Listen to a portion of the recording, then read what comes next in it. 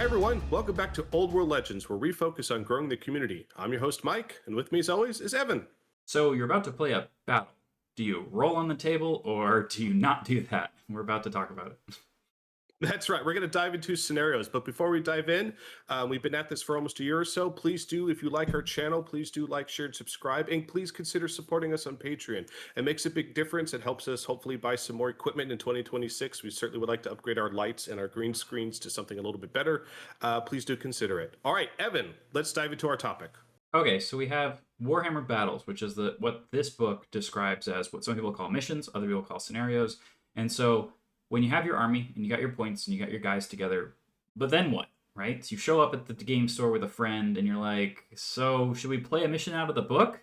Here's what it tells you. It says pitch battles are like two or more. It says two or more players, which is great because there aren't rules for multiple people here, but there will be in Arcane Journals that we covered previously.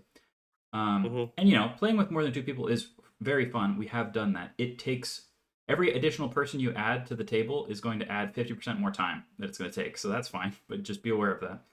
But you play just a one-off battle. That's kind of the generic way most people play.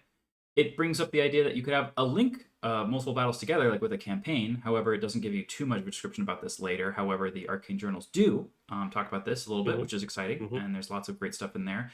This does require a lot of commitment because, generally speaking, you're not playing multiple battles in a row against the same people in the same day. You're basically doing, multiple battles over the course of several weeks, for example. And then there's narrative battles. Now, this is basically just saying, hey, sometimes you try to forge a narrative, and when you do that, you kind of go outside the bounds of the normal rules. And you might make things, for example, asymmetrical. Every of the 6 battles that are first listed in this book are symmetrical. So both players have the same number of points, have the same chance to go first, have the same exact objective. Narratives, in fact, every single historical battle ever was not like that whatsoever because one side was larger than the other. One side had a very different objective than the other. And so trying to weave those into your tabletop experience can be very exciting, but it's also an absolute mountain of work. When I've been writing the missions for our narrative events, it's very time-consuming, let's just say.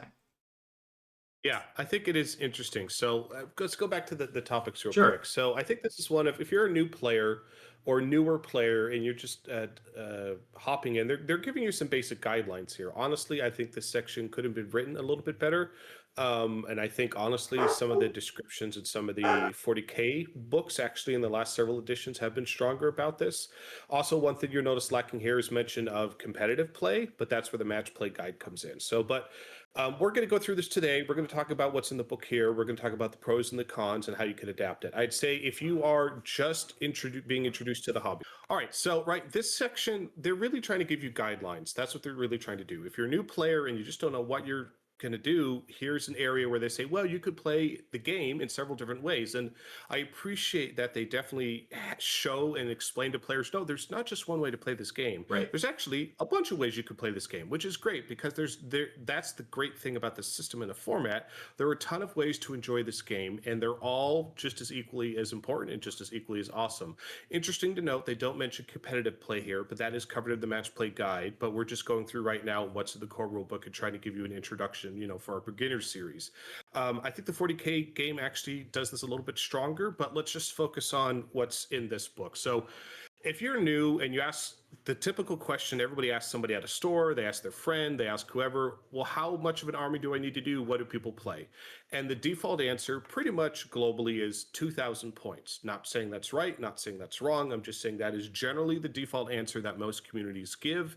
That's what you're building towards. Of course, newer players will typically start, they have to build up their army and it takes time. So they'll start with like a 500-point force, a 1,000-point force, so forth and so on, right? If they're a veteran tabletop gamer and they're coming over from 40K or AOS or something else or another gaming system, they'll probably just dive right into 2,000 out of the gate. But if you're a new player, you'll start with a smaller force as you're learning to play the game. And to Evan's point, pitched battles are the default go-to. It's basically saying, I have my 2,000 points. Evan, you have your 2,000 points. And let's just play a battle where our armies try and kill each other. And that's it. It's just straightforward, fight it out. And whoever scored more points ultimately wins. That's as simple as this game gets, but it gets a lot more fun once you add objectives, once you add scenarios, once you add more flavor and context. So that's just the default. Pitch battle is just the default. Right. Our armies fight each other. Whoever scores more points, and points are scored primarily through killing each other's army. that's how you win. Campaigns are super fun and awesome. And again, we've seen other cool crusade rules in 40K and such. We are hopeful and optimistic next year that we started to see a glimmer of some more supported campaign rules in the old world with the last Arcane Journal. We're hoping that will be expanded in 2026 to give us more of that. Campaigns are super fun and awesome.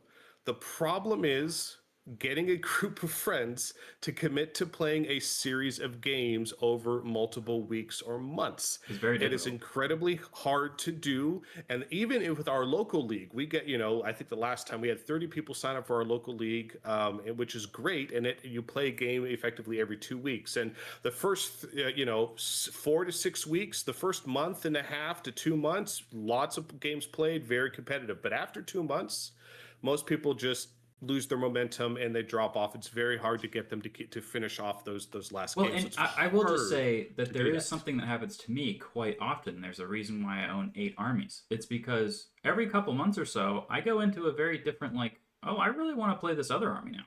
I kind of, my Yep. interest migrates, and I kind of rotate between the ones that I have.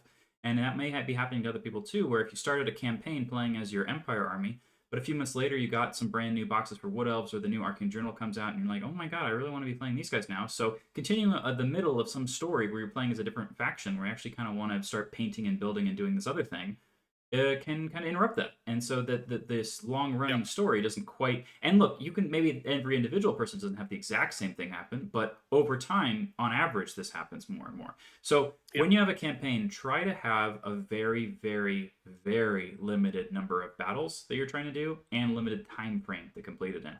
For example, we almost Yep. try to do a campaign in a single day or 2 days at our narrative event, because it's just like, let's just get all of this stuff over and done with, so there's some kind of narrative satisfaction there, and it gets through it, right? Yep. And that's a great way to do it. Definitely over a weekend, a few games each day. Sure.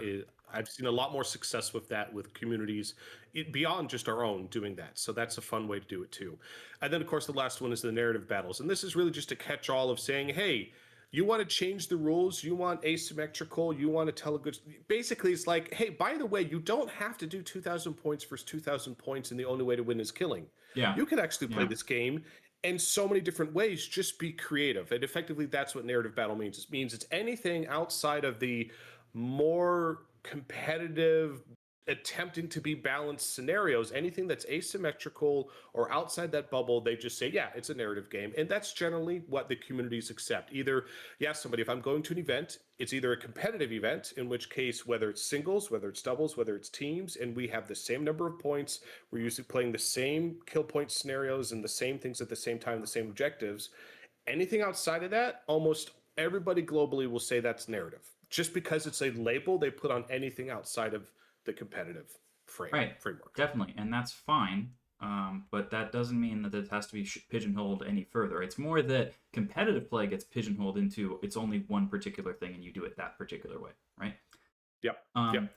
So the next thing you're gonna do, because you have your friends and you're meeting up at a game store or at your house, you're like, well, how do we set the battlefield up? And first of all, you have to have a table or some kind of size delimited. And if you're playing a game of different sizes, you really need very different amounts of space, right? Because having a 4 foot by 6 foot table to play a 500 point game is just very silly, and you should not do that. So Yep. Doesn't work. yeah, so when you play in a small battles, basically this is a great guideline. Is that up to 1,000 points? It should be something more like this. Like this is 30 by 44, which is a very not number of feet, right? I would prefer it to say 3 feet by 4 feet or something. But this is just saying minimum. Like you shouldn't be playing on a 2 foot by 2 foot square with 1,000 points. That's going to be quite nuts. Yeah.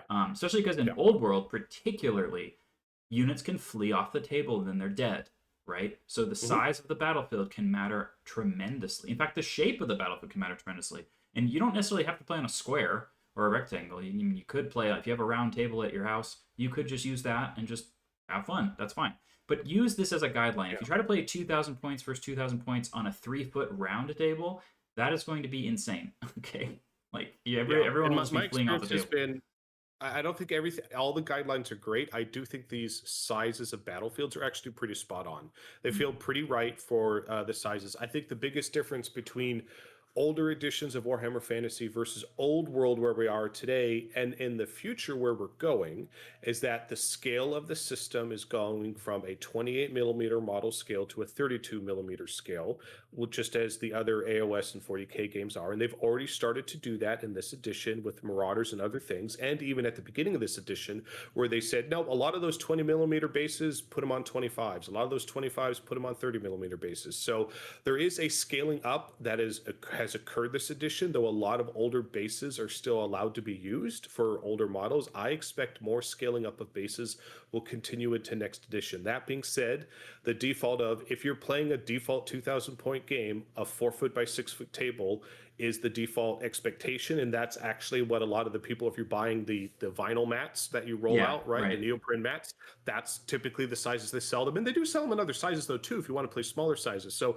if we're playing like the league game and we're only doing 500 points or something, I'll just roll up half of the mat and we'll just play on half the mat, and that actually works great. So you can play in circles. It is difficult. And again, one of the bigger things that we'll get to it in other scenarios is, don't forget, it's not just the size of the battlefield and the units fitting, but you have to reach across the table to pick up your dice to move your models, right? So there's a certain factor of actual human arm reach and comfort level when playing the game as well. Yeah, if a table is more than 4 feet across, it becomes difficult for even tall people like me to actually Very reach. difficult. And so by the way, whole other video about, if you want to not have your knees and back hurt after playing this game for 6 hours, there's a way you can so don't leave your legs all the way straight when you're leaning over the table. Keep your back straight though, right? So bend your knees, but keep your back straight. And then you can use a second hand to kind of brace yourself while using your other hand to push a movement tray or make a measurement. So leaning over with your legs straight over the table like this. Look, if you're 20, go for it, man. Okay, but not all of us are 20. In fact, no, your back will be killing you. Yeah, statistically, we're all actually more of my roughly my age, because we're all the nostalgic age of wanting to play this game we played when we were younger. Currently, at least from our audience who's watching YouTube, we're 30 and up. Yeah, for sure. For audience, 30s, people in their 30s and 40s. Yeah, but also raise your table, right? That's another thing too. So again, having a table, tables vary in height dramatically. Like a bar counter height is not out of the question for playing this game, because you kind of want to be standing up. But when you have those low coffee table heights or something like that, oh my god. So no, just be careful with that. And look, obviously, if you're playing at home, you have to make do with something. But you can always, in general, most kitchen tables are not 4 feet across. Okay, so people are probably putting some kind of a plastic board or a wooden, 4x8 or something on top of another table. So if you're already going out of the way to add something on top of your existing table, make it a little higher or something, right? There's got a great ergonomics there. Typically, what people will do is they either get a piece of plywood, a big piece of plywood from Home Depot or Lowe's, and cut that to the right size and keep that in the garage and put it on the table. Another thing that's pretty common now is get 2 of those Costco big, large folding tables, and you just put them next to each other and roll your mat out on that. That's super common and fairly cost effective. But anyway, I do think actually the table dimensions they list out here for the sizes are actually pretty spot on. Sure. Okay, then we have deployment. So you actually need to pick the scenario before you even do this part. But in general, this deployment works the same in every scenario. And whenever it doesn't work this way, people are immediately confused and like, wait, what? So here's how deployment usually works, right? Essentially, you roll to see who's going to deploy first. That player then picks their deployment zone because they won the roll off, and then they choose who deploys the first unit. A lot of these little nuances here that say in the core book got changed entirely in the match play guide. It was switched over to whoever wins the roll off has to deploy first and that kind of thing. So make sure you pay attention to whether they're doing it the original rulebook way or the other way, because in theory, if you're trying to win a tournament, you should not be playing it wrong, right? However, this is something that people get confused on a lot. All the time, all the time, and also. These, even in whether you're using these rules listed here or the match play rules, you need to read the scenario that if you're going to an event, what did your TO, what did he write on the scenario? Because often, and I know we do this, we override what's typically in these books because we want to make it more interesting or more challenging or more interesting for the players. So these are guidelines. And they're meant for when you go to an event. They're guidelines, and the TO who knows their community, who's been running events again and again and again, is going to adjust, take feedback from the players of what they're having fun with, and make adjustments. It's very common. Okay, so the main idea is that you usually, whoever goes first, you take turns deploying units where characters have to go all the way last. Okay, so you Hmm. can't put down characters first.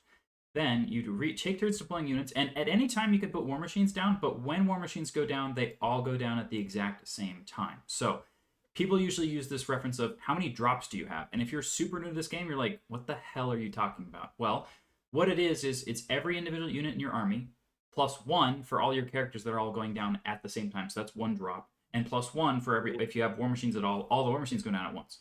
So the drops is number of units, except that war machines and characters all get bundled into one group each, right? So if I'm playing Empire and I've got some state troops, some knights, 3 cannons, and 2 characters or whatever, great. So that's characters are one, cannons are a second one, right? So that's 2 drops so far. Then the state troops and the knights. So that's 4 drops, right? Of course, there's the whole scouts, vanguards, and all that, and ambushers and all that other stuff. It kind of changes the drops math a bit, especially when you're talking about the high level competitive play. When people are like, "Wait, so you have 4 drops, I've got 5, so I better make sure I deploy for that kind of thing." Because people very often end up their army, 2,000 points, ends up with 6 to 9 drops vaguely. If you have Give or take. dramatically more or less than that, you're probably doing something really weird. Like, for example, Or intentional, or yeah, very clever. yeah, I mean, it's not necessarily you're doing something wrong. It's just that it's very common that it's in the same number, which means players often walk up to the table, say, "Oh, you've got 7 drops, so do I." So it matters a lot who goes first, because that means once we're both done, whoever went first will also get the +1 to go first, right? So it Yeah. could So matter a lot. ultimately, the drops, to Evan's point, Yeah, there's two sides to the pros and cons. One side is I want to finish deploying all my stuff first yeah, compared to my opponent, so that when we roll off to see who goes first, I want to go first. I will get the +1 to the roll. It doesn't guarantee I'll go first, but +1 on a d6 roll is a pretty big factor. So that's why you want to know how many drops do you have. Oh, if I deploy my first or whatever, I can get that +1. That's one factor. I typically don't play that way. I'm very much the other end of the spectrum, because I don't trust the dice. I want to have more drops than my opponent, is a bunch more if I can, because I want your entire army to be on the table when I'm still deploying things that don't really matter to my battle plan. And once your army's down or your key pieces are down, aha, now I'm going to put my cannons or my character or my dragon in these counter positions. So, two typical strategies. They're both very valid competitive strategies. Those are the typical ways people will play. Some things I've seen people get confused on a lot, to Evan's point, characters. They all go down at the same time. They all go down last. And yes, you can put your character in your unit then. Most people, like me, are lazy and they're not trying to pretend, oh, I'm going to surprise you where my character is going to go. I just leave them in my movement tray in the unit magnetized already, because you already know this guy is going to go there, and I'm not trying to surprise you, and I'm just being lazy because I don't want to keep moving the models back right. and forth. That's very common. Another thing, get confused with again, up until recently, right? You cannot deploy your character in a unit that's scouting because your character doesn't have scouts. So no, you can't go with them, so forth and so on. That's a big thing. You can technically deploy them with a unit with Vanguard, but the unit Vanguards, they leave the character behind. Those are some character things people get wrong all the time. Another thing is war machines. People at the beginning of this edition, they're much better now, got confused. They kept thinking, I have to deploy all my war machines all at the very first drop of the round. Like what? What? No, you don't. You can deploy them anytime you want between your first drop and not your last drop, because Right. characters have to be last. And then all the war machines are dropped. Also, don't get confused. War machines in Old World are artillery. Chariots are not part of war machines. That's true. People get confused by that all the time. Yeah, So they those should are really some of just the call it things artillery I if see they're people going to get. keep forward They with that. really should. Yeah. It confuses people and such. So anyway, those are just some tips and some mistakes and things I've seen people do a whole bunch. Sure. Some missions have reserves. Oh yes.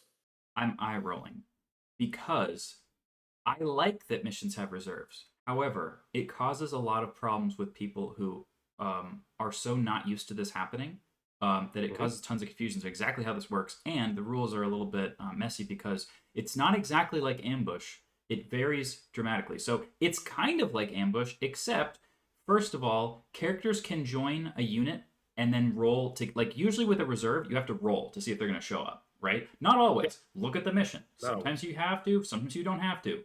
Great. That's awesome. Let's confuse everybody. Secondly, when you enter as reserves, characters can choose to be part of a unit and then roll all as a group or not. So if you have like a guy on horseback and he wants to join some knights, you could either roll separately and they might show up at different times or on different sides of the battlefield, or put them together and say, great, I'm going to roll for both of them all at once. And either they both show up or neither do. That kind of makes sense, but that's not how ambush works as far as I know. The ambush is actually different than that. No. It's different. Yeah, so let's talk about the individual scenarios because they're about to come up, and some of the ones that have reserves. Reserves, if there are reserves, it says it right there. It's specific to the scenario. So if you're playing at home with your friends, confirm, are we doing reserves in this scenario? Before you deploy anything, validate with your opponent or your TO at an event, how are reserves working in this scenario? Read the scenario, make sure you understand, because it actually, it might be they come in automatically on turn 2. It could be you roll for them to come in on a 3+. It could be on turn 2 it's a 5-up, and then the next turn it's a 4-up, and the next, like, it's going to be custom to the scenario. Make sure you and your opponent are both aligned on what rules you're playing with before you start the game. Okay, so there's still a few more things. We've got first turn. So in almost every single scenario, the whoever finishes deploying first gets a +1 to a roll off. Not that you win ties, you get a +1. That's different. Why is that different? Well, when the person who got the +1 rolls a 4 and the other person rolls a 5, you don't win the tie, you just tie and you have to roll again, which means sometimes you're rolling like 4 times to see who gets the first turn. I don't know why you didn't just say you win ties. It's actually mathematically, it's mathematically not the same thing. Well, it takes longer.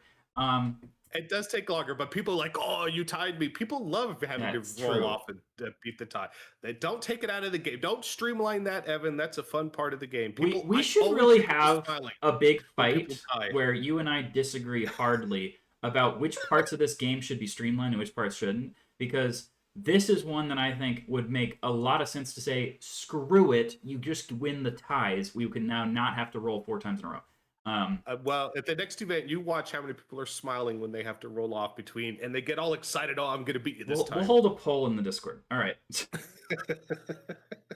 But importantly, the scenario has to tell you this because, yeah, sure, almost all of the core rulebook ones say that. Not all the core rulebook ones say it. Great. Yep. The match play guide says different stuff. Then there's you're playing one of the scenarios where you're reenacting a battle out of an arcane journal. Cool. They don't usually do this. Usually in the scenario where you're reenacting something from the arcane journal, it says the Tomb King's player goes first or whatever. It actually says that something like that. And that's fine. It's actually really interesting how much a game changes when you know for a fact you're going first or not. That the deployment can be really, really different. In fact, all that whole alternating deployment, sometimes a narrative battle works like this. Player 1 deploys their whole army before anybody else. Player 2 then gets to deploy after seeing exactly where you put everything. Cool. But then player 1 gets to go first. And that's actually quite a different experience than we alternate and then we roll. So both are valid. The latter one is not as competitive because, for example, when you're playing competitively and you do the whole alternating deployment thing, well, people actually buy units and put them in their army just to like delay deploying their big important things. So put down 5 archers over here, 5 archers over there, just to like delay it so then they can. That before. Yeah, so that's a big deployment strategy that only exists because of the alternating thing. And if you're playing the narrative game where that's not a thing potentially, then then you wouldn't do that. It's very different. Yeah, both are valid. They're just different ways to play the game. Right. So then there's game length. So technically, scenarios can have different game lengths. Almost all of them do the 6-turn guy, and usually that's a better way to play anyway.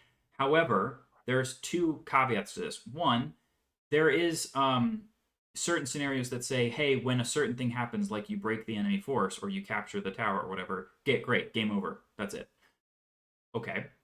That has pros and cons to it. It can lead to some field bats, potentially. It can be very exciting. Definitely leads to some field bats. It can be exciting. It's just that you realize that the game is so complicated, and if people aren't basically warding against a specific like sudden death scenario, then it will be like, wait, game's over. The hell?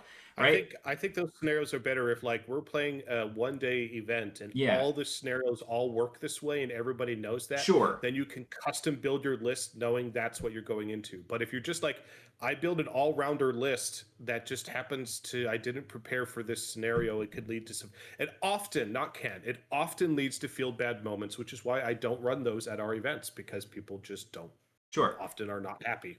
So there's also missions where it has random game length.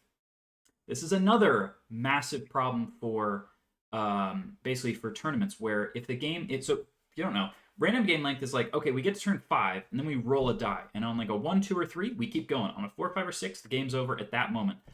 The reason for random game length is that there are certain missions where it says, hey, whoever holds the tower at the end of the game, you win. But if there were 6 turns exactly, and everyone knows there's exactly 6 turns, that means that it only matters who holds it at the end of turn 6, and you know that for sure. But if you had a random game length, then maybe it kind of matters who holds it on turn 5, 6, 7, whatever, because it just keeps being random whether or not the game's over, and then that's it, right? So that's a case where the random game length is trying to make up for the fact that the scenario is like very edgy. If it's, oh, all of a sudden I got to go second and I got the last turn and I took the thing, now I win, and you have a big advantage that way potentially. Yeah, it's a fine mechanic Sure. that tends to lean more towards narrative play than competitive And you play. have to have Competitive you have to players have a lot more generally time. don't like that. You have to have a lot more time on your hands Yes, to be able to like, let's that's the roll to problem. If see you're at an whether we keep event, going, right? hey, half the room finished an hour before the other half of the room. That's Right. typically not great. So we don't, which is why we don't typically run these. But again, there definitely are scenarios and there and conditions and at home scenarios or narrative events that those are great. I think the biggest thing that catch people's off guard coming to Old World from, let's say, AOS or 40K is those games all started technically 40K, it's 6 turn game, and then AOS technically was fantasy before it was AOS 6 turn game. They both streamlined their games to be 5 turns. I know for sure 40K did. I'm not sure if AOS did. So correct me in the comments if it's not 5 turns. But the point is, no, this is a 6 turn game, and that's the biggest thing that players need to remember. You do not need to win on turn 2. There are 6 turns. Take your It is time, and everyone gets the possible to win on bloodlust. turn They 2. want to win early. Oh, you can, but it is a higher risk, higher reward, right? You have 6 turns, positioning, timing, waiting for the right moment to strike. You have 6 turns. Right. Almost everywhere. Almost everybody plays 6 turns. Again, to Evan's point, those other rules do exist, but if you're going to an event, often you won't see them. Okay, so we're going to skip victory points because almost every mission does use this victory point system that I have basically bashed every single time we do a video because there's a lot of problems with it. First of all, massive amount of math, right? Second of all, every single mission kind of feels the same because you have 2,000 points of guys to kill, and then you have like a tower to capture that's worth 100 points. So it's worth nothing then. It's like worth barely. Like I usually spend 100 points on like random little archer guys that run around. So if the objective on the table is worth so little, then this is just everything you're doing every game. That's not a problem for people when they're playing this only once every couple months, for example, or they're playing it for the first time. But when you've been playing this game like 2 or 3 times a week for 2 years, this gets very tiring. So that's a different video to talk about victory points. But what we really want to do is the missions. Yeah. Just a couple simple points here, Sure. and then we'll blast through it. Conceding, again, if you're playing just a fun game at home or a narrative event, it really doesn't matter. Oh, the other person wins. Shake his hand, go have a drink, everyone have fun. Typically at competitive events, right, it was very exploitative for players to concede to find ways to maximize their points or cause issues, which is why a lot of competitive events now, and ours included, if your opponent concedes, either A, you've already scored more than points that round, or sorry, if your opponent concedes, you will then get the average winning score of all the winning players of that round is how we do it. Or if you'd already had scored higher, you could keep the higher score. Pros and cons to every system, but you'll often see this at events. Know what the conceding rules are if you're going to an event before you show up. It's often in the player packet. Right. Time limits, 2,000 point games. It's going to be depending on the event you're going to, anywhere from 2.5 hours to 3 hours for an average 2,000 point game. If you know your rules and you're not flipping through the rule book and you've memorized your unit stats, you can play a game in 2 hours. I'm telling you, I do it all the time. It's very easy to do. If you and your opponent both have your rule, if both players have your rules and stats memorized, and you're just rolling the dice and moving your units, it goes pretty quick, right? But if you don't, that's where you get into problems. If you're going to events, expect some players often, again, chess clocks are a thing. They're totally acceptable. It's not a problem. It is very reasonable, in my opinion, for you and your opponent at an event to have the same amount of time when playing the game. So be prepared. That wasn't really a thing back in the day. It is definitely a thing now, and the 40K competitive scene has spearheaded that, and that has also been adopted by this community. And to Evan's points, we're not going to go through all the victory points. It's all here. It's all straightforward. If you're just playing a default game of let's just roll dice and have our armies punch each other in the face, and you want to know who scored more killing points, Yeah, you can it's do that. fine for that. If you want to actually have a fun, more engaging event where players are encouraged to engage with the other person's army, going to an objective-based scoring system is significantly better, but we'll cover that in other videos. Yeah, we're going to get sucked into this over and over because the main thing we're trying to talk about here is essentially these. The main book says you got these 6 battles that are kind of a reenactment of a specific thing that happened in history, in the Warhammer history. Yep. I have always loved that they give you this kind of like the plains of Languille, and it happened at this year between these 2 armies. That's great. Cool. The historical recreations are exist for these ones vaguely, but they come up way more often when you're doing like the arcane journals that explain a specific battle that happened usually very, very recently in the timeline, and it's like between Cathay and War's Chaos, or do whoever you want. And those ones are far more like narrative. They have more asymmetry between them, and that's really, really great. I love playing those quite a lot. But what most people do, they open to this page, skip all that previous stuff, and they go, yep, let's roll a die. Oh boy. Doesn't work out that well. I really wish, honestly, I do have a genuine criticism here. I really wish the 6 scenarios in the book were just 6 great generic competitive scenarios that if I have 2,000 points, you have 2,000 points. These are great ways to play the game. Unfortunately, they are not, and we're going to go through it and tell you why. Right. And in particular, when you roll the die, there is a very high chance that the game could be very messed up by what the die is because of how some of these get wonky. Now, at an event, what's in the book? Right. At an event, this is not what happens whatsoever. What happens is the event planner, like Mike, says, hey, for round 1, we're playing open battle. For round 2, we're playing flank attack. And they tell you ahead of time exactly what's going to happen, and you can then prepare and plan for it. When you use what it says in this book, you open the page and you roll a die, well, something else happens. First of all, if you have Mountain Pass, okay, we'll go through them one at a time. Let's go through it. I can tell you what happens. You get a lot of frustrated players, but we're going to go through it and tell you why. Okay, but so first of all, we have open battle, which is another word for this is just the default game. So plenty of times people say, why don't we just play open battle instead of rolling the dice? I feel sad about that because certainly it would be more exciting if there was just more different things going on. But when you roll the die and half them become up very wonky and don't give you a very exciting experience, then of course you kind of revert back to let's just play open battle. What is open battle? Every single thing is just default, right? So yeah. I do want to at least talk about a couple points on the map here. So you're like, the average is that you and your opponent will be deploying your forces 24 inches apart. Yeah. That's not good. That's not bad. That is the average. The reality is the movement values and characteristics for the game is balanced around you starting 24 inches apart from your opponent on turn 1. And if a unit vanguards, it can't charge the turn it vanguards. If it's scouted, it can't charge the turn it's scouted. The game is balanced for that within the balance of Old World, which is far from perfect, okay? Right.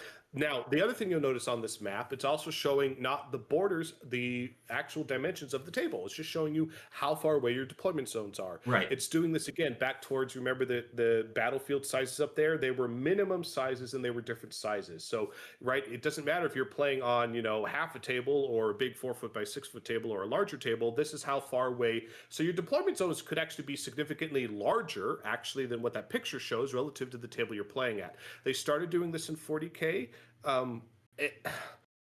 This is why they do it, so they could say this. It allows them to make one deployment zone chart, and your tables can scale up and down. Right. That's why it's done this way. But you almost. But the thing though is that when you actually sit down to play, you go, wait a second. What I really want to do is measure what the size of the deployment zone is, right? Yes, and then I want to mark that. Edge. Where that's not the measurement they give you whatsoever. So if you're playing on the 4-foot by 6-foot table, great. You know exactly how big the table is. You know that your deployment zone is 12 inches deep, and it's the whole width of the table. Cool. But if you're playing on your kitchen table, which is not 4 feet across, it's not going to be. It's very unlikely to be 4 feet. Right. So then you also probably don't have a giant marker that lines the center line down the middle. So you don't measure 12 from that either. You actually need to measure the width of your table and then do math. Right. Yep. Let's have people do math. Right. So I just wanted I wanted to explain it once, Yeah. just so you understand how it works. Okay. So everything else in here is all of the things we just described as the default. Set up terrain by default. Deployment zone, you alternate. You roll off to see who picks first. The guy who finishes first gets a +1. Game takes 6 turns because no one would play this for random, because random without any reason for it is kind of wonky. I will say that if we had unlimited time and resources, having the random game length is probably better, because like the fact that the person who goes second gets the last turn, kind of no matter what, and they know exactly when that's going to happen, it's kind of a bummer, because especially when you are that player, you go, great, I've been hiding this thing behind a hill this entire game, but on the last turn of the game, I'm going to come out from behind the hill and I'll stab you or something, right, or shoot at you, and I'm that's telling you, I've tried yeah. so many times at so many different things. It But does not work. It practically, leads to feel it's bad not moments. great. What the solution is, and again, back to, if you're looking at it from are you looking at it from a narrative mindset or a competitive mindset? If you're looking at it from a competitive mindset, 40K has solved this in many different ways and iterations over the years. And it's basically, there are advantages to going first and advantages to going second with their Right. objective-based scoring scenarios. That's how 40K has solved it, and it's very elegant and it's done very well. To be fair, it took them a bunch of iterations to solve it. For narrative, do whatever, right? Like, you're creating fun scenarios, and right, it's going to lead to crazy stuff. Right. I'm just saying, know your audience and make sure you and your opponent know what you're showing up to. Are we showing up to a competitive focused mindset scenario, or are we showing up to a narrative focused mindset scenario? Well, and keep in mind, there's a great example of this. It says, hey, this really plain Jane vanilla battle, if you're doing historical recreation, this is between Bretonnia and orcs. And in this battle, the orcs are particularly impetuous, so they fail their impetuous on a 1 to a 4. If you're wondering what the hell that means, well, they changed what impetuous does now. So, Yeah. but this is an intention by saying, hey, in this game, maybe the orcs are more impetuous than usual. That's cool. Yeah. I don't mind that whatsoever. I will say that these are the kind of things that obviously create imbalances potentially, right? But that's totally, totally fine. And this is what a historical, like, the point of the fantasy battle game for me is not to be, how do we solve the puzzle of how do I crush the most skulls as possible? And I think that's the vast majority of people in the audience are thinking the same thing, right? It's not like, how do I win the tournament and get the $50 gift card to Starbucks? Well, there are a good number of the audience who are not Some. trying to win the event Yeah. because they know that there are really competitive minded players and they're not going to be able to beat them, and they're just showing up to have fun with their friends, and I love those people. Yeah. And that is the majority of people. Right. But there is still almost half, I would say, of the people who do show up to events are showing up with a competitive mindset. They would like to win their games. They would like to compete, and there's nothing wrong with that. I love them too. I was that player the vast majority of my gaming career, won many events, so I get it. I'm less that player now, but both can coexist in the same world. Sure. The important thing is to have a community where people are playing the same game and they can coexist. That's my biggest problem with different games and editions over the years, is those two communities were constantly at odds and one community was viewed as better than the other, which is total bullshit. You need both to have a great, healthy community and get them to play together. That's how you get the best results. So there's no right or wrong. The best answer is grow the community. Don't gatekeep. Let everybody in. Figure out how to fun together. We do at our events, and it works just fine. Right, and to keep in mind, we'll probably need a separate video to talk about this, but like the way that a player like me should engage with and play with a player who's wanting to be very competitive, like to win, is very different. A bunch of them. Yeah, and that's a very different way that you play versus when I'm playing against a friend who they love the narrative stuff, they want to bring the models that they paint at the best, mindset. and they have a theme that they're going for, and they're enjoying that part of the game. So the way I actually behave and the army I bring to play against them and the mission, and hey, this is what we're talking about right now, the scenario we're playing, all massively determined by what kind of experience does the other person want to have. Ask yourself that all the time. Playing a game of Warhammer with someone. Game. Yeah, it's a two-player game. It's a social game. You both want to be having fun or you're doing something wrong. To be completely awkward and honest, playing Warhammer against someone is kind of like going on a date, okay? You kind of want to figure out what are they actually interested in and how do we have that experience happen, right? So, dragging a girl you just met to like a 4-hour movie that she's not going to understand because she doesn't speak French and it's like a French movie. Great. Good idea. So it's the same thing with Warhammer. You don't want to try to drag someone into a 4-hour experience where that's not exactly what they were looking for. No, the most important thing is the two of you are having fun and you're going to make a new friend at the end of that game, somebody who wants to roll dice with you again. That Yeah, is the most important thing. So for anyway, sure. pitch file is the default scenario. If you just say, let's Pitch just file. play a game and I don't want to work, pitch the heck with it. Pitched battle is the default. We're 24 inches apart. Armies smash each other. Whoever scored more kill points effectively wins. Fair enough. That's the default go. Right, and once you But get it bored of can be that, more fun than that. right. Yes. Once you're ready to level up, there's a lot more exciting things on the other side. Okay, so breakpoint.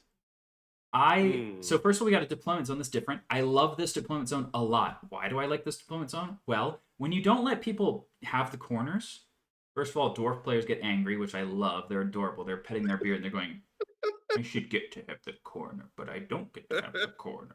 This is frustrating to me.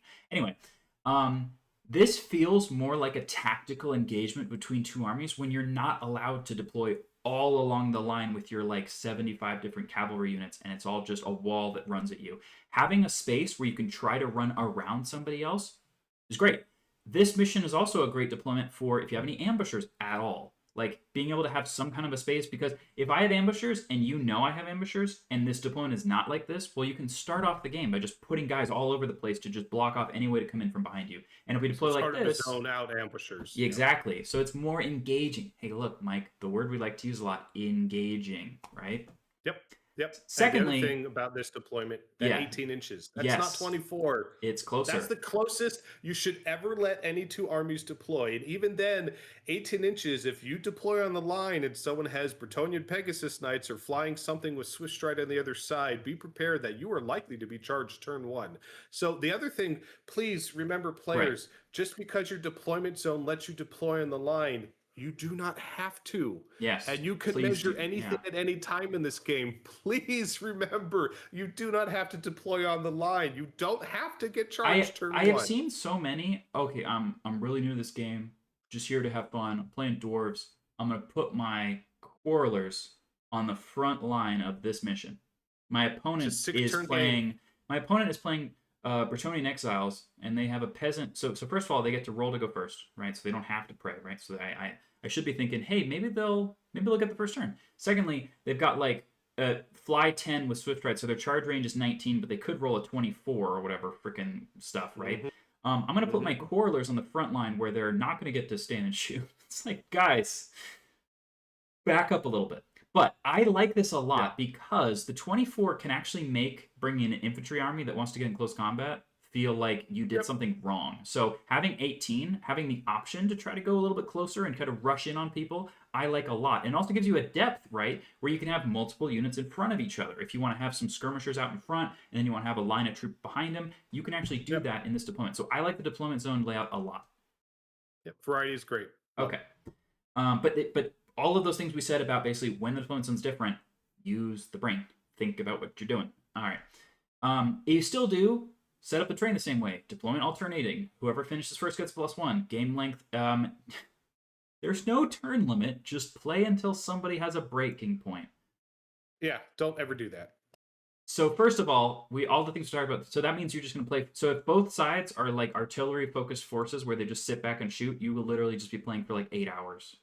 Because the only way to break the other army, by the way, is to basically get into close combat. Like the way breakpoint works here, just shooting at them won't actually get them there, really. So having no turn limit, immediately you should be saying, no, I'll have a turn limit. Right? So just ignore that. Yep. Now, we diverge on this. All armies have a breaking point. It equals to a quarter of its unit strength, right? You calculate the break point, and then with the unit strength of everybody, and if at any point at the start of your turn you're under your break point, you lose the game and the game's over.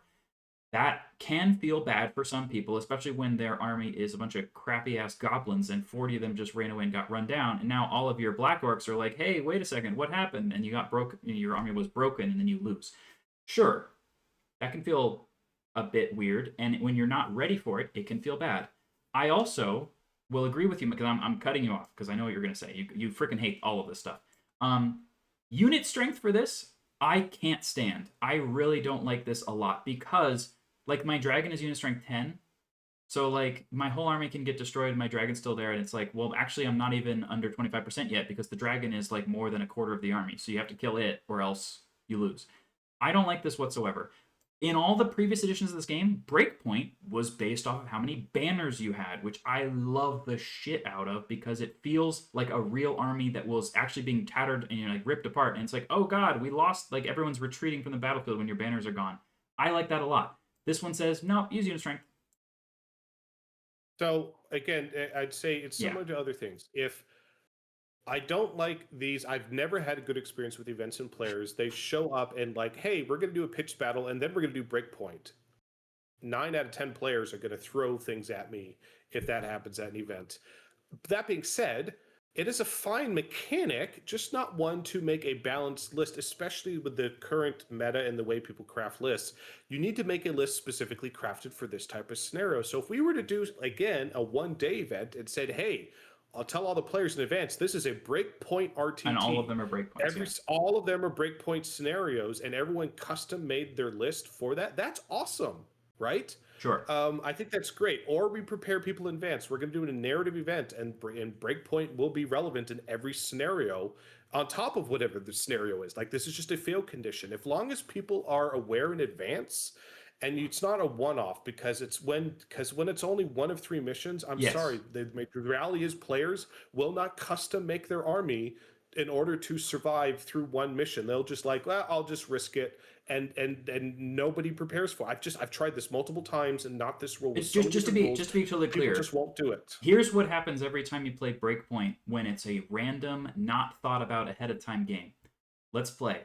I move my guys up, you move your guys up. Oh, I got a really lucky roll on like a break test, so my guys stay where they are, and then you lose combat the next turn, and you break and flee. Your goblins got run down. Oh, look, your army is broken now. Even though your wyvern guy is still alive and your goblins are fleeing, but they could rally at some point. Oh, so the game's over and you just lost, and it's turn 3, and it doesn't feel like it should be over. It doesn't feel good. Also, let's say you were tailoring your list to be this way. Why don't I just take a unit of or 2 units of 40 zombies and just stick them behind a hill where no one can get to them, and they are 80% of my unit strength. So if you don't kill them, the rest of my army can just do whatever the hell it wants, and then I don't break. Great. To be fair, you could do that with other armies. You could do that with like You take all your chaff, you take tons of chaff and put it like it creates aberrant. It creates non-engaging behavior. Actually, this type of rule system says you're better off to actually not engage with your opponent. I do not like this rule. You can make it work. I do not like this rule. So one of the main problems with it, Mike, is that's the only thing that's going on whatsoever. You're breaking the other army. You ignore victory points entirely. The game's supposed to go on until this happens. And so what both players should do is say, oh, let me stick all of my guys on hills or like behind buildings and only run out there with like my dragon guy, and he'll try to fight the whole battle by himself, and my army will just hide. Yep. Or just peck away at you with some ballistic shooting. Right. And if you play normally, you will get screwed. Because normal play of moving forward and getting out in the open and fighting, oh, you happen to just flee and run away at that one time? Well, now you're broken and it's game over all of a sudden. So it's sudden death mechanic. This has always been a part of the game. Quite frankly, I've never think it's been good in any edition. Feel free to disagree and tell me about your awesome event where you think Breakpoint works really well in the comments. I'd love to hear about it. Right. So all I will say is that, first of all, you can make an event or a day or a planning ahead where you can have fun with this. You can also have more fun with it if you don't make it unit strength and no other victory points in whatsoever. If you combine breakpoint of how many banners you have, which is a better way to do it, with having some kind of like central objective you have to capture, and either of those is a way to win, so you have to do one or the other. Great. That's awesome. That's not what this mission says whatsoever, right? It's not what the mission says. It's also the binary of you just lose. Like there's a version where I'm saying you don't do a sudden death with this whatsoever. Most people that play Breakpoint in a tournament, they change it entirely to say, hey, if you break, the enemy gets 500 extra victory points on top of the normal. Exactly right. That's you make it. It's a bonus. It's not a instant binary you lose. And suddenly, okay, sure. Now it's different. Now, like, really look at these rules. Look at your event. Talk to your opponents and your players, your community. Tweak it to find a way where people are going to have fun with it. All right, so flank attack is basically just open battle where some of your units are forced to deploy on either the left or the right-hand side. So you get your deployment zone broken up into 3 sections. You don't get to use all 3 sections, which I think is probably a bit of a miss here. Also, it's both people pick a section in secret. So half the time, flank attack is they get to deploy on the right side over here, like on your left, and you're deploying on the opposite corner. So you're kind of going diagonal each other, which is more interesting. And the other half the time, you both pick the exact same flank as each other, and you just playing open battle with less of a table. Yeah, doesn't work great. Well, yeah. So I think that what we do in our events is usually if either of those two things is happening, we've decided in advance, and then the players know it in advance. So in other words, they know that we're both using the same flank, and that's our like secondary force that's over in that specific side, and the other side's open. So you know that ahead of time. Or we know it's diagonal, so you both know that there will be a way to go around on those sections, right? Yeah, the variant on deployment is good. The surprise of deployment and secret scenario, because remember, most armies you don't have all flying armies for the most majority players. So deploying on the opposite side of the table, even in the 6-turn game, you might not ever get into combat with some of those units. Yeah. It's a problem. And if you don't know whether that will happen or not, that leads to feel bad moments. Right. So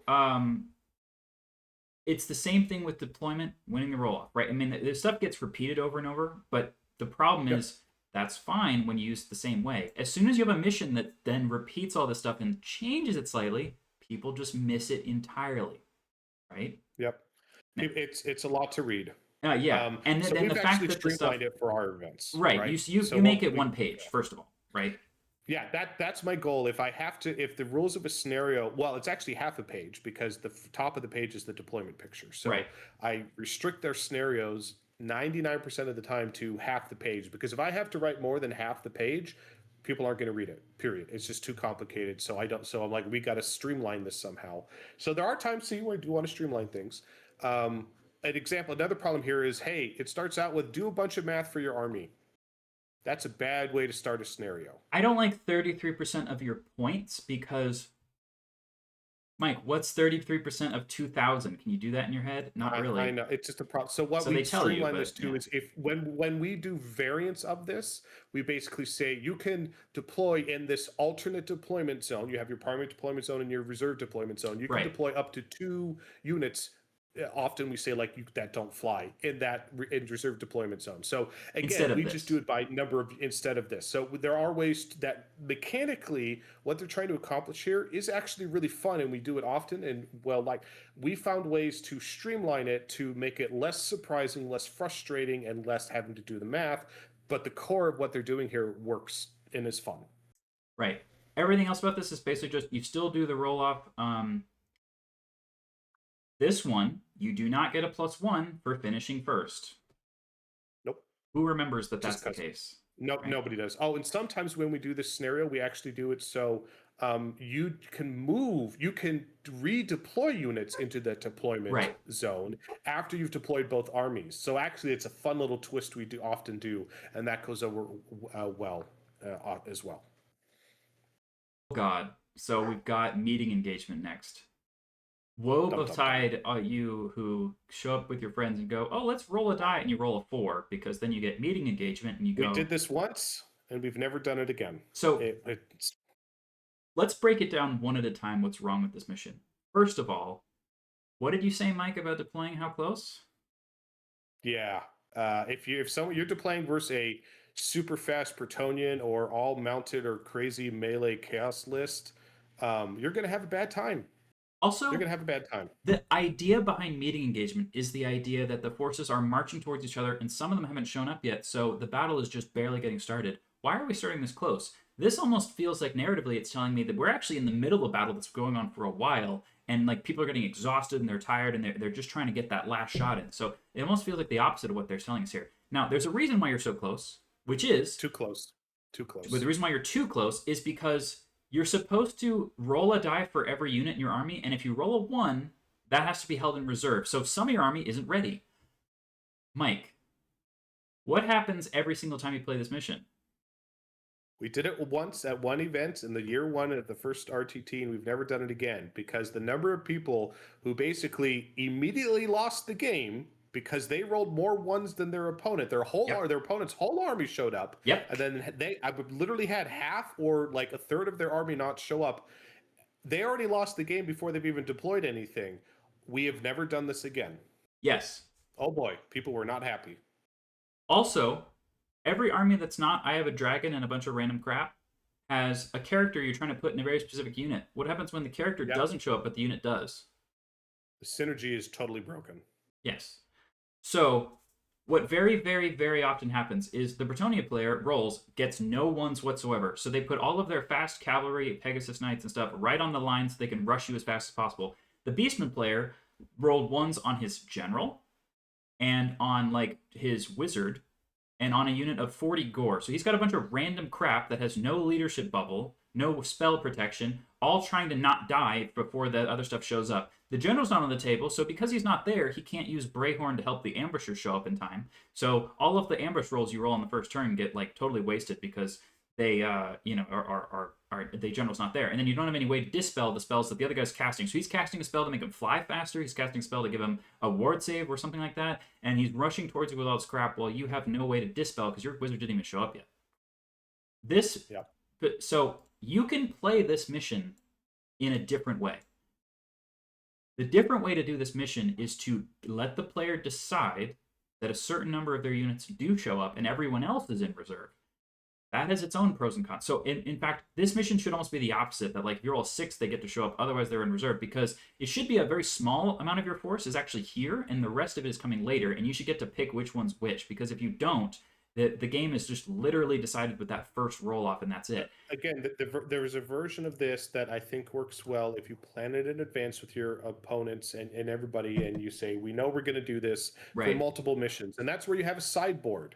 Yeah. You have, here's your core army. It always shows up no matter what. And then you have an additional 500 points, 400 points of a sideboard, and those could come in at a certain point, but they guarantee need to come in by turn 4 if they haven't come in by turn 4 or something. Like, there are ways to make this work. This raw version they have here leads to super feel bad moments, but you can tweak it. Again, Yeah. work with your opponent, your friend, your local TO. There are ways you can tweak the scenario to actually make it fun and a puzzle versus a feel bad because the dice gods were not happy. Yeah, another good one that I'm working on for our narrative event is basically flank attack, but not like this flank attack. Instead, you've got a force that's going to show up from the actual flank, which is this side of the table, like the short end. And so my army's got an army that starts here, and I've got guys that are going to show up as reserves from all the way on this side because they are outflanking you, and that's the whole point of this damn thing. So that's a better example of how to try to fit a narrative mold into the actual rules of the game than what this is. There's all just rolling a die for all your units. It every single time happens that one person rolls 3 ones and the other person never gets any. So one person has 2,000 points, the other person has 1,200, and they just get absolutely freaking demolished. Don't do it. Oh, and then you have the People are just problem not of gonna have fun. you can't really play this, Mike, unless if you have either a table that's bigger than the 4 foot by 6 foot you need, which is already huge, so that you have a bunch of place to put all your guys next to you that you might actually forget to even put on the table because you're too busy playing the game.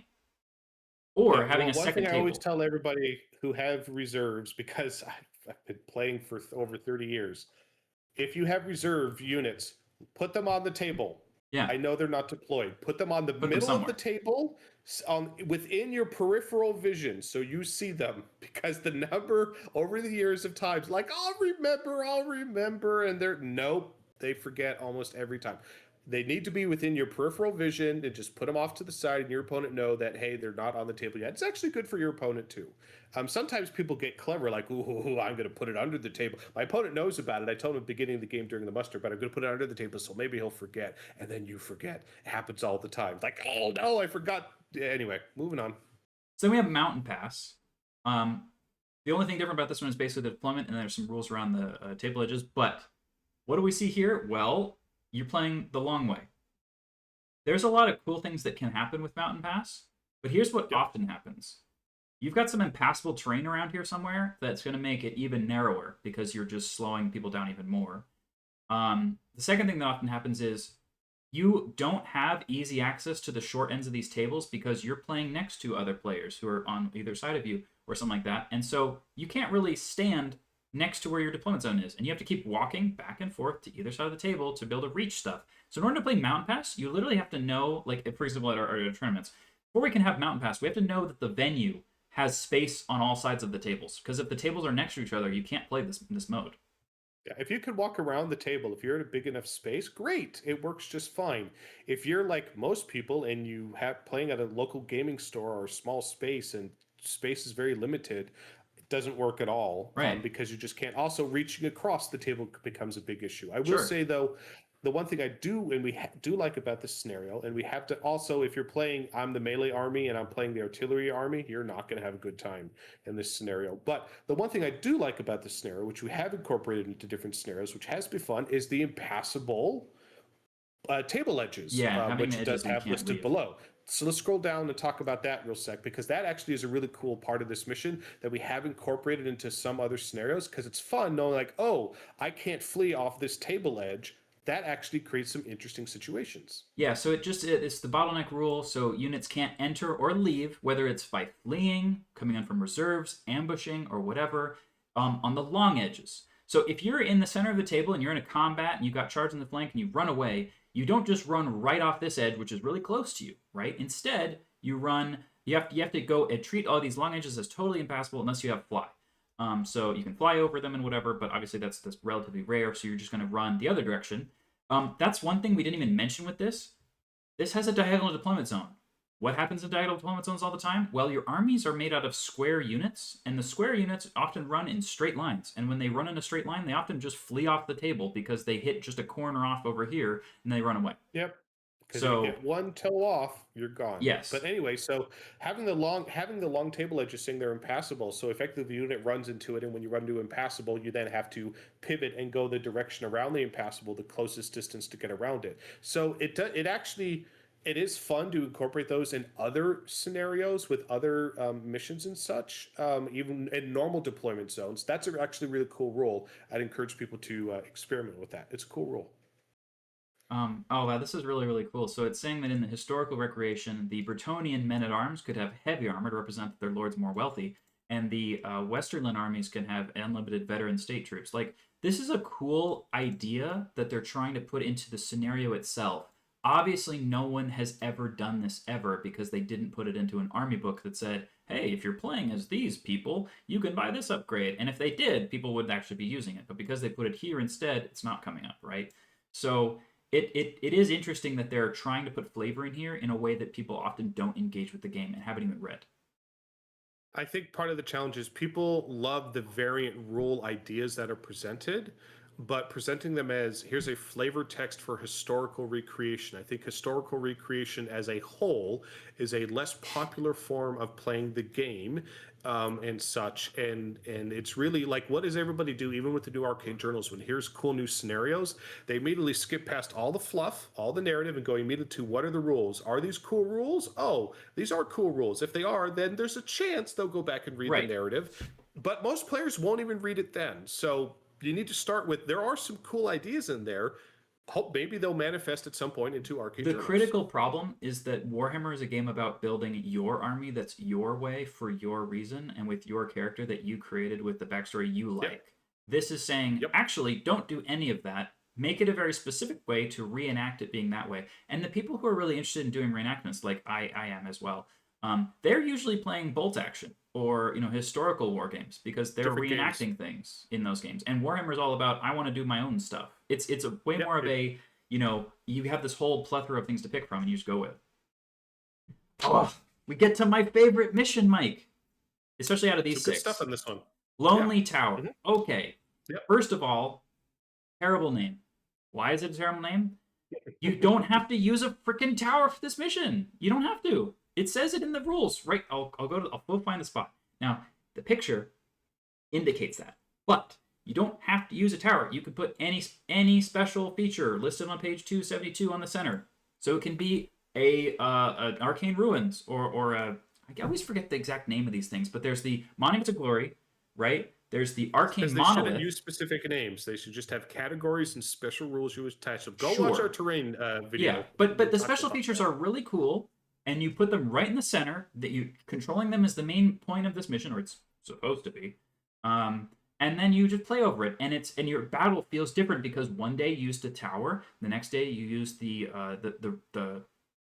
Dark Ruins, I think it's called. The next day you use the Monument to Glory, and those are all three different games that are using the same scenario rules because the scenario is you play over a specific piece of terrain, which also, by the way, makes it feel whether or not it's this is super symmetrical. Okay, both players have exactly the same deployment. Both players have the same objective. No one gets to like start with units inside this thing, for example.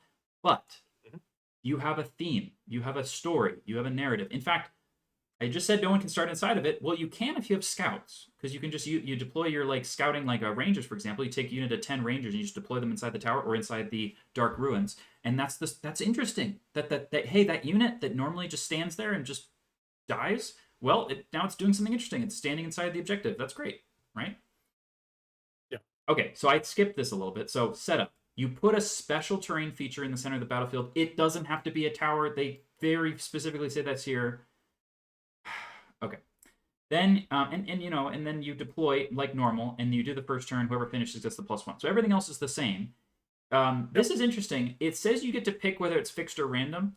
I would say that obviously random has tons of problems with it, but when you're talking about I have a mission of 100 victory points or 200 victory points to hold the tower at the end of the game, and you know that the game is 6 turns, it becomes slightly less interesting. Now, my preferred solution is to just give people 100 points for every turn they hold the tower through the game, so you get, first of all, more points, right? And second of all, it's more important to hold it like while the game's going on, right? It's more back and forth. Especially, and we see that more in the match play guides as well. Yeah, a lot of what's in the core rulebook is at the end of the game, X, Y, Z like, happens. well, my army was wiped out on turn 3, so I don't care about the end of the game, right? It's just not relevant. But the vast majority, again, there's been a lot of competitive improvements over the years for 40K, and you want consecutive or continuous points throughout the turns that you hold it. It's typically, we often do at our events, turn 1 you don't score any points, turn 2 onwards you score points, and you score points every single turn at the end of your turn, at the end of your opponent's turn, if you hold whatever the objective is. That works great because the point is it's forcing engagement. I need to be scoring this every single turn I could possibly scoring this, so it's forcing me and my opponent to meet at the same place and fight over something, which is what you want, engagement, not running away or not, I snuck in at the last turn. Right, exactly. We see a lot more of that in the match play guide. It is better, but this was before that was released. Sure, and then you basically just get, hey, you play a normal battle, but you get extra points for holding the objective at the end. You get 200 for holding it. It's unclear whether this is on top of the number of points that, because remember, I talked about in the terrain video, every special feature has like a different thing that they give you for some reason. It's like 50 for the Monuments of Glory and 100 for the, so is it on top of that? I don't know. It's unclear. Honestly, it's up to you and your opponent in the TO at the event you're going at. But the important thing is special features are awesome. We had a lot of resistance to more of them in the first year. The second year, we've gotten a lot more players who are a lot more excited to see them. And we're looking for more ways in 2026 to incorporate more special features into the terrain sets that we have. They are fun. I encourage you to use them and go look at the terrain video we did covering them. Yeah, exactly. And if you don't like, the rules are in there. Again, just like we're talking about scenarios, tweak the special features, make your own ruin, make your own whatever, talk to your opponent. It makes the game more spicy, more flavorful. It's awesome. And just keep in mind, the Herdstone was a massive, improvement to how Beastmen felt to play on the table because it had great rules. It was included in their army list, and it is a special feature. I would really, really like, Mike, for every army to have an option to buy a special feature that does a specific thing. They could even sell the goddamn plastic they want to sell. They've been trying to do that for years with AOS and with 40K, and they've failed every single time they've done it. Again, I don't know the sales figures. I don't know why. But again, now you start running into problems of they started making big pieces of terrain, and where's it going to fit on the table? Sure. And well, so there is an Imperial Manor House tower thing that they sold. That's would be great to say it's an empire. Right? And there was Khorne terrain and Nurgle terrain, and they did terrain for all the different factions, and it didn't work for many different reasons. So there's pros and cons to it, but it makes your battlefield tried different multiple times. Yeah. So there's the pros problem and cons. is there's pros and cons. I feel like there's just a whole other video about how terrain is usually just the most ignored part of this game, and it should be the thing that makes one battle different from the next, right? What's the difference between Agincourt, and the Battle of Tours? Like, where were they fought? Who was on each side, right? Well, maybe in the future we could go through our terrain sets, talk about how those evolved over the last couple of years, and the new sets I'm making, and how they're more evolved than the previous sets. So maybe we could do that in the future. All right, well, we've finished up the 6 main core rulebook battles. That's what we wanted to talk about today because a lot of people out there are going to say, hey, let's go play a game. Let's roll a die on the table. And 4 of the 6, we said, Oh Don't do God. it. And then you've got the tower one, which is absolutely my favorite, but you have to have a piece of terrain for this. So if you don't have even like a little monument to glory that you can just stick in the middle of the table and say that's the monument, well then you can't play this one, right? Well, you could, again, depending on your setup, right? Right. A lot of players don't have terrain or mat to play on, and they typically are playing at their local gaming store at a friend's house, and they will be limited on what they have. So again, get creative. Get a piece of paper, print out a picture of something from the, That's a good just grab point. a picture on the internet, There's print no out an image of reason. something, put it on the table, Right. play the rules, and then you can go build your own diorama hobby Yeah. project in the future. There's no reason you can't use two-dimensional terrain of just piece of paper that says tower and it's a If you square. need You to. can if you want to. It is definitely better in 3D actual high Sure. quality terrain, but not everybody has access to that. You can still have fun with the rules and until you get to the point where you're ready to get some better terrain. All right. Well, obviously, look, if you really like our content, really like what we've been doing, and you want to help support us and make sure that we can, make better content, you can obviously subscribe to our Patreon. That's links in our description of these videos. And hey, if you really want to talk more about the game and find people that have the same mindset as us, come join the Discord. The link's in the description as well. The Discord's not exclusive. You could just join the Discord and come talk to us, right? That's great. And I'm really hoping to help make the game move more in that, fun, flavorful, just everyone just has a good time type way. And if you do all those things, then you are legendary, all right? We'll see you next time.